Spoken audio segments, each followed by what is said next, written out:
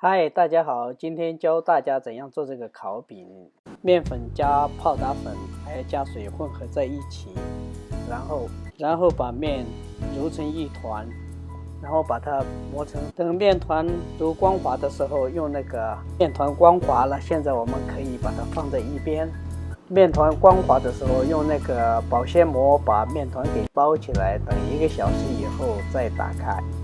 好，现在好了，1个小时过去了。我现在把这个保鲜膜给打开，然后开始做饼子了啊。好，饼子做好了，现在我要给它烤。然后把这个火呢，一定要小火，大概我放在4上面吧。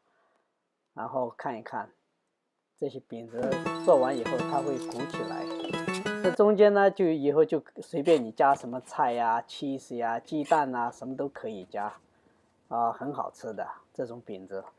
谢谢大家。